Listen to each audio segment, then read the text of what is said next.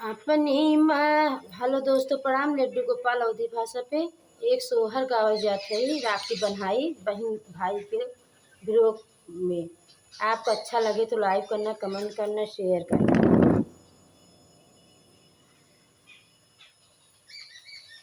अपने महलिया से बहिनी चिठिया एक लिखई, चिठिया एक लिखई हो। भैया आई जाता हो, भैया आई जाता हमारी माँ हलिया का दगिया छोड़ावऊ तो दगिया छोड़ावऊ हो। भैया आई जाता हो, भैया आई जाता हमारी माँ हलिया तो दगिया छोड़ावऊ हो। बोलाई के सासू बोलाई ननद उठी बोलाई हो। भौजी के तनऊ हो, भौजी के तनऊ तू भैया बोलऊ। भैया नहीं अइहन, भैया नहीं अइहन हो।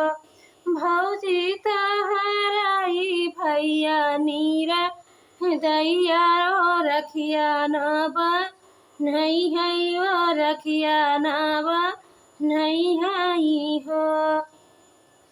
इतनी बचन सुनी भौजी सुनही नाही पाइनी हो।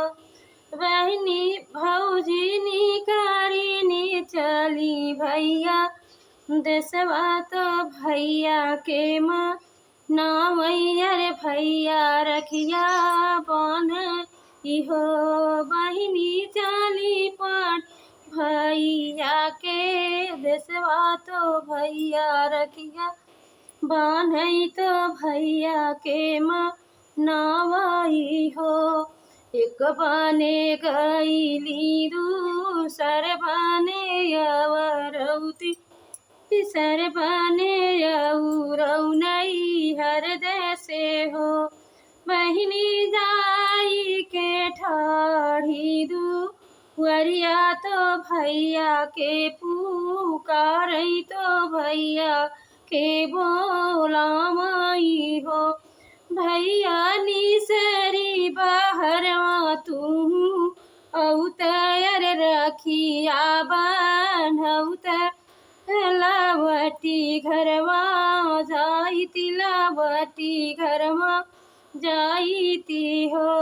भैया निस बहरवा तू औत तो रखिया बान्हउत लावटी घरवा जाइती हो। इतनी बचन सुनी भौजी सुनही नाही पाइनी हो। ननदी ननदी तोरे भैया गए परदेसवा राखिया ही भेनिया राखिया नाही बनिया। ननदी लौट जाऊ अपने सा सुरवाया अपने सा सुरवा तो या रखिया नहीं बनियई हो। ननदी चली जाऊ अपने सा सुरवा तो भैया रखिया नहीं बनियई हो। वही से ननदी उठी तो हमारी से ननदी उठी तो कैसी धारिनी हो। बन तपस्विनी बन तपस्विनी बन पात